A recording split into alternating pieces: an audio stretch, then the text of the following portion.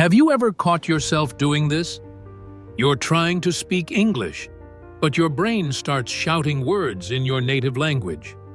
You pause, translate, search for grammar rules, and then you freeze. You panic. You say nothing, or you say something you know isn't right. And you wonder, why can't I just think in English like fluent people do? My friend, millions of English learners ask me this every single day. And today, I want to give you something special.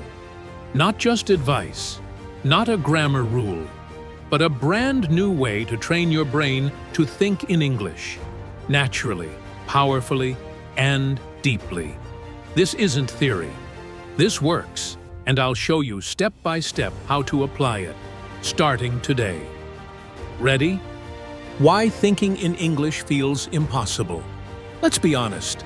You studied English for years, you passed exams, you know hundreds of words, but when it's time to speak, your mind goes blank. Why? Because your brain still thinks English is a subject you study for a test, not a tool you live with, not a part of you. This is the root of the problem. If your brain still sees English as something outside of you, it will always translate. And translation slows you down. It kills fluency. It kills confidence. So, what's the solution? Here it is. You need to create an English bubble inside your brain. A safe, private space where your thoughts can be in English, even if just for a few minutes a day. Let me repeat that, because it's powerful. You don't need to speak to others first. You don't need perfect grammar. You just need to think in English, alone, every day.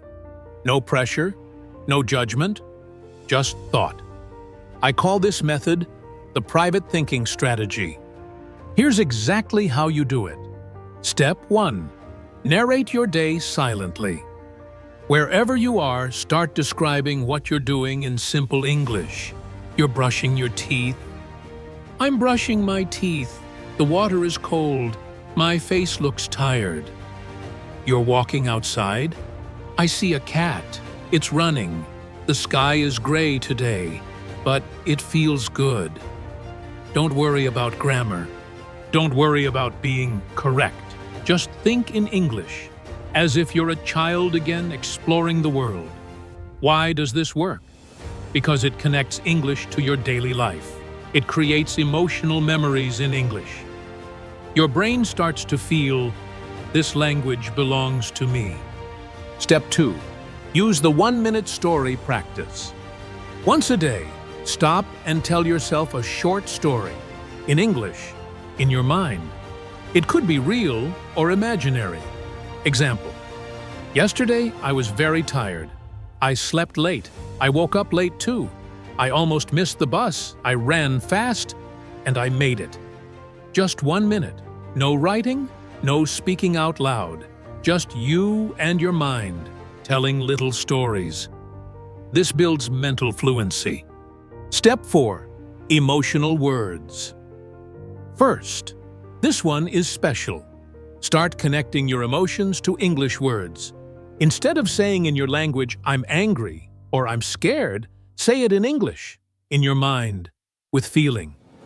I feel nervous. This makes me happy. I'm excited. I'm frustrated. Why? Because emotions are powerful. When you connect feelings with English, your brain remembers faster, deeper, stronger. English stops being a foreign language. It becomes your emotional language. I want to tell you something from my heart. If you've ever felt slow, if you've ever felt stupid because you couldn't speak fluently, you're not broken. Your brain is not the problem. The problem is the method. You were told to memorize lists. You were told to study grammar rules. But you were never taught how to think like a speaker.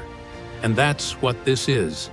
Let me ask you, can you give your brain 5 minutes a day?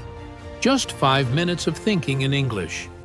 While cooking, while walking, before you sleep, after you wake up. You don't need a teacher. You don't need a partner. You just need you and your thoughts. Do this for 30 days, and you will be shocked at the result. Suddenly, you'll respond faster in conversations. Words will appear in your mind without effort. And most importantly, you'll start to feel like someone who lives in English. That's fluency, not perfection, but presence. The ability to stay in English without running away. Look, I know what it's like to feel stuck, to feel like everyone else is better, to feel like you'll never be fluent. But here's the truth. Fluency is not a gift. It's a decision. A decision to show up daily, to think in English even when no one hears you, to be brave even when you make mistakes. You don't need perfect vocabulary. You don't need to speak fast. You don't need a native accent. You just need to start. And you can start right now. So here's your challenge. Today, take 5 minutes. Narrate something in your mind in English. Just 5 minutes. And if you did it, tell me in the comments, I did the thinking challenge today. I'll be reading your stories. I'm with you on this journey.